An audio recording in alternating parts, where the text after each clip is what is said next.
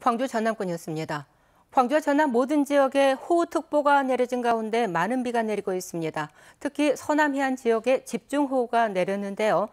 취재기자 연결해서 비가 얼마나 왔는지, 앞으로 얼마나 내릴지, 또 피해는 없는지 자세히 들어보겠습니다. 손주수 기자, 지금 어디 나가 있습니까? 네, 제가 나와 있는 곳은 광주 천변입니다. 이곳 광주도 밤사이에 많은 비가 내렸는데요. 제 뒤로 보이는 광주천도 평소보다 수위가 높아진 상황입니다. 현재 광주와 전남 전 지역에는 호우특보가 내려져 있습니다.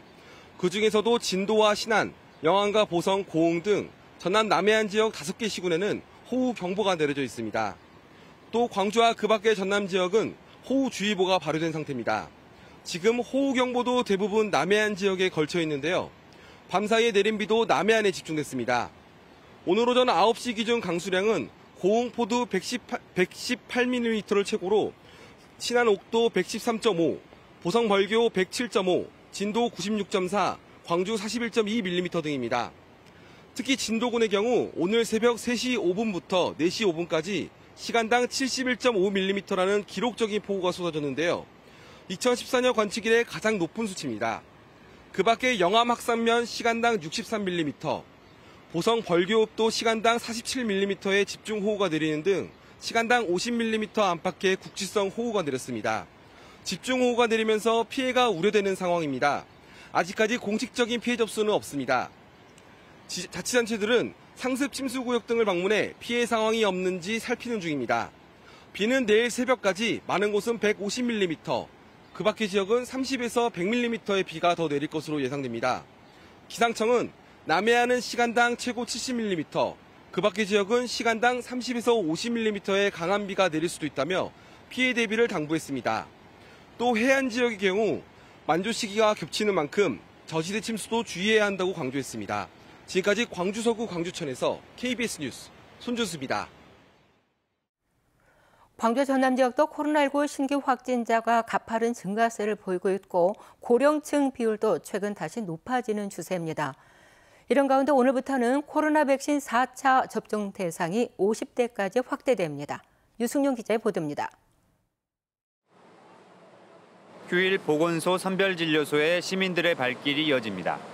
취재진이 머문 30분 동안에만 검사자가 30명이 넘었습니다. 해외 입국자뿐만 아니라 확진자의 밀접 접촉자나 유증상자의 검사가 최근 부쩍 늘었기 때문입니다. 키트를 검사하시고 양성자가 또 갑자기 많이 나와가지고 개인적으로 많이 오시는 분들이 많아져가지고 좀 많이 늘고 있는 상태입니다. 토요일 하루 코로나19 신규 확진자는 광주와 전남 모두 각각 900명을 넘겼습니다. 더하면 1,840여 명입니다. 대개 주말에는 확진자 수가 많지 않았는데 주중보다 오히려 증가한 겁니다. 광주 전남 지역 하루 확진자가 1,800명을 넘긴 건 5월 19일 이후 2달 만으로 토요일 기준으로는 5월 7일 이후 10주 만에 가장 많았습니다. 확진자 수가 그 전주에 배 이상으로 증가하는 이른바 더블링 현상이 월요일부터 계속 이어지고 있습니다. 광주는 토요일 기준 확진자가 2.5배로 늘었습니다. 확진자 수가 다시 가파르게 늘어나는 가운데 60살 이상 고위험군 비율도 20% 안팎으로 다시 증가 추세입니다. 그래도 좀 불안하죠. 그래서 지금 4차 접종은 꼭 맞아야 되겠다 하는 그런 생각을 가지고 있죠. 백신 4차 접종 대상이 50대까지 확대되는 가운데 현재 60대의 4차 접종률도 30% 정도에 머물고 있습니다. KBS 뉴스 유승용입니다. 이재명 서른 의원이 어제 당권 도전을 선언하면서 민주당 당대표 선거가 본격화됐습니다. 민주당 대표 출마자는 모두 9명으로 예상되는데 컷오프를 통과한 3명이 최종 경쟁에 나섭니다.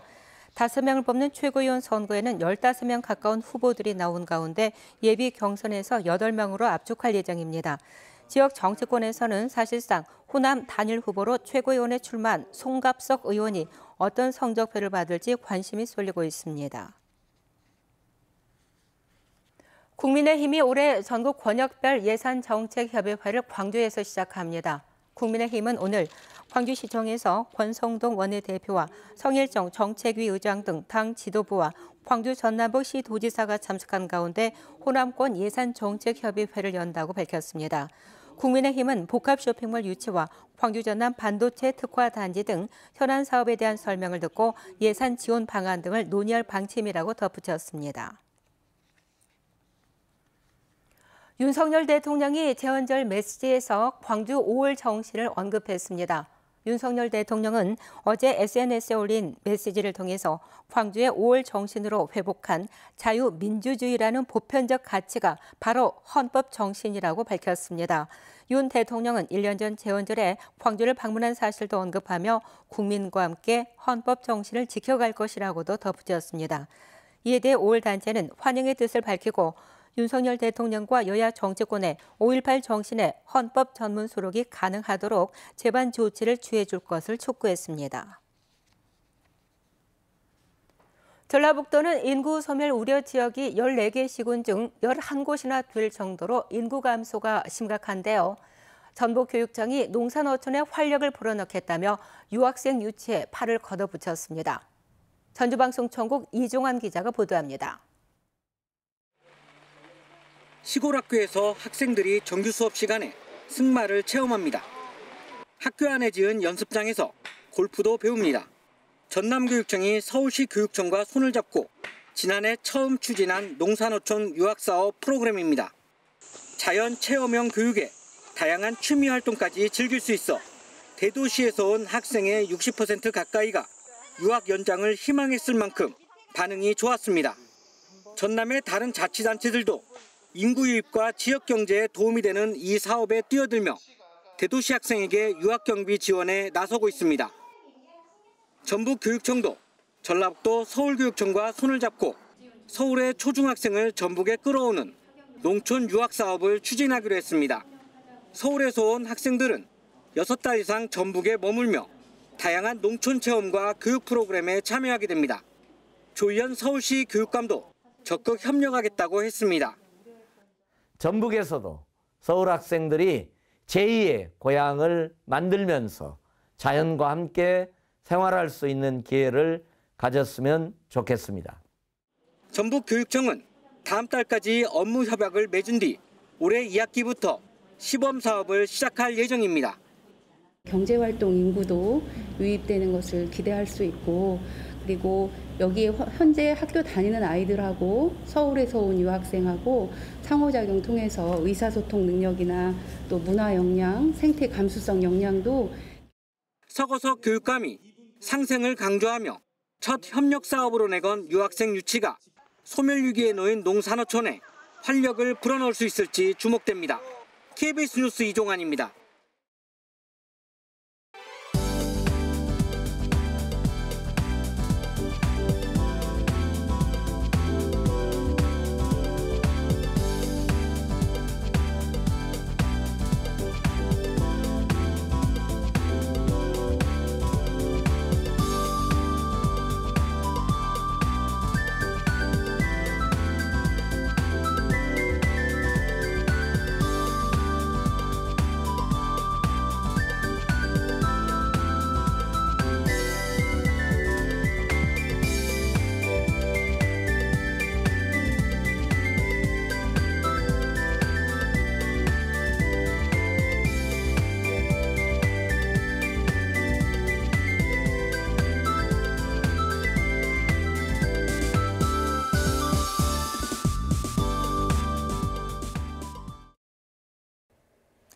오늘 세찬 비가 쏟아지고 있습니다. 광주 전남 전 지역에 호우특보가 발효 중인데요.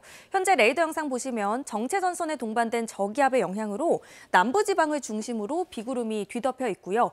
고흥의 도하는 시간당 50mm 안팎의 폭우가 쏟아지고 있습니다. 비는 내일 새벽까지 내리다 그치겠고요. 예상 강수량은 30에서 100, 많이 오는 곳은 150mm 이상이 내리겠습니다. 비와 함께 전남 남해안을 중심으로는 바람도 강하게 불고 있습니다. 순간 풍속, 초속 15m 이상의 강풍이 예상되는데요. 검은도와 초도에는 예비특보도 발표된 만큼 안전사고에 유의하시기 바랍니다. 다음 자세한 지역별 날씨입니다. 오늘 더위는 잠시 쉬어가겠습니다. 아침 기온 어제와 비슷하거나 최대 4도가량 낮은 기온 보이고 있습니다. 한낮 기온도 어제와 비슷하거나 1에서 4도가량 낮겠는데요. 여수 27도, 고흥과 곡성 28도가 예상됩니다. 목포의 한낮 기온 29도, 해남 28도, 장흥 29도까지 오르겠고요. 신안을 비롯한 도서 지역은 28도에서 29도가 예상됩니다. 서해남부 먼바다와 남해서부 해상은 내일까지 바람이 강하게 불고 물결이 최고 4m로 높게 일겠습니다. 내일 새벽에 비가 그치고 낮부터는 다시 맑은 하늘에 30도를 웃도는 무더위가 찾아오겠고요. 목요일과 일요일에는 다시 비가 내리겠습니다. 날씨였습니다. 경찰 기동대 간부가 근무지를 무단으로 이탈했다는 의혹이 제기돼 경찰이 사실관계 확인에 나섰습니다. 광주경찰청에 따르면 기동대를 오가며 현장 지도를 맡는 경감급 경찰관이 기동대원들의 퇴근보다 몇 시간 일찍 부대를 벗어나고 있다는 문제가 제기돼 해당 부서가 자체적으로 사실관계를 확인하고 있습니다. 광주경찰청은 문제가 확인되면 합당한 조처를 하고 복무 규율도 점검할 계획입니다. 광주지방법원 순천지원 형사 1단독 재판부는 도로교통법 위반 등의 혐의로 기소된 30살 A씨에 대해 징역 2년을 선고했습니다. A씨는 지난해 7월 순천의 한 도로에서 음주운전을 하다가 중앙선을 넘어 마주오던 택시와 충돌해 택시 운전사와 승객 2명을 다치게 한 혐의를 받고 있습니다. 광주와 전남에서 발생한 온열 질환자 10명 중 4명은 노동자인 것으로 나타났습니다.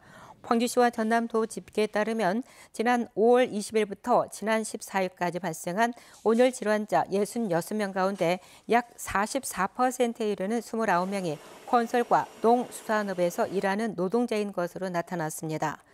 한편 광주고용노동청은 다음 달 19일까지 건설 현장을 중심으로 폭염 예방 조치 상황을 특별 점검할 계획입니다. 사업주는 산업안전보건법에 따라 열사병 등의 방지를 위해서 노동자에게 물과 그늘, 휴식을 의무적으로 제공해야 합니다. 전라남도가 음식점과 식료품 제조업체 위생 관리를 위해서 오늘부터 오는 21일까지 점검에 나섭니다. 뉴스를 마칩니다. 감사합니다.